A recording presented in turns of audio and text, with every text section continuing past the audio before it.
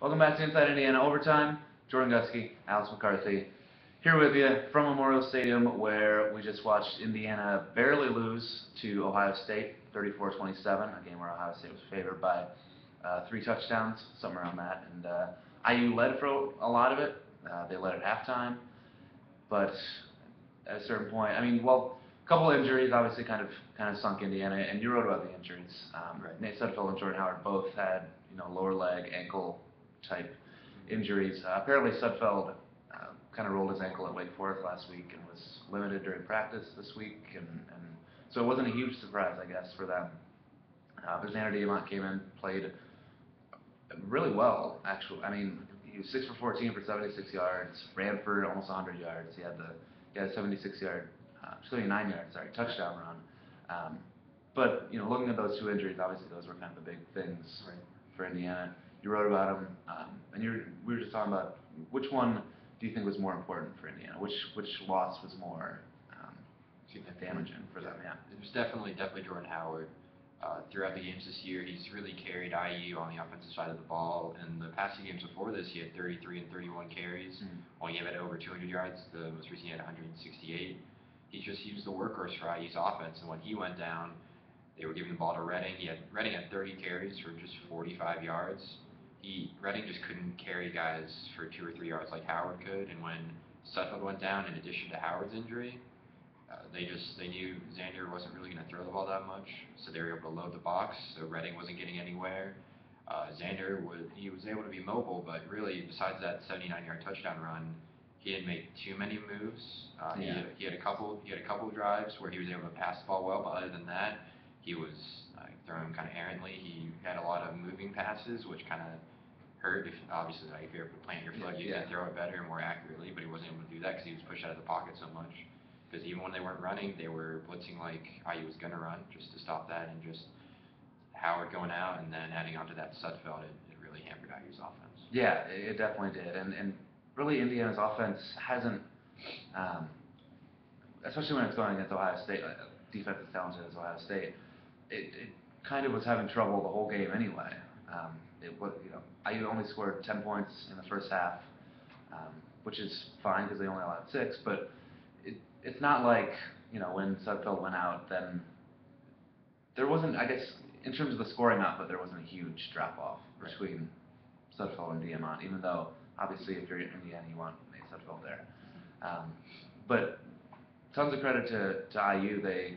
They're, especially on Twitter, if you follow the IUFB hashtag, or if you were just on Twitter during the game, there were multiple points in that game where it was a kind of a consensus, like, all right, that's it, that was fun, great, Ohio State's going to win now.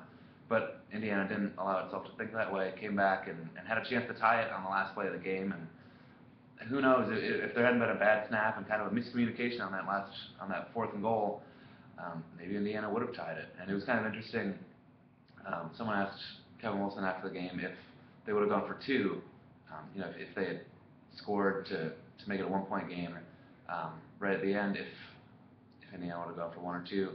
And I guess they didn't really know, which is odd to me. It seems like you would want to be prepared for that, but I guess they were kind of saving a timeout to try to figure that out. So I don't know. It could have been very, very interesting if Indiana had been able to get in the end zone on that last drive. It sounded like Wilson said as the closer it got to the end of the game, the more likely that they were going to go for 2. They weren't going to give Ohio State a chance there. Yeah. Because it's like when Southern Illinois went for 2 here at Indiana.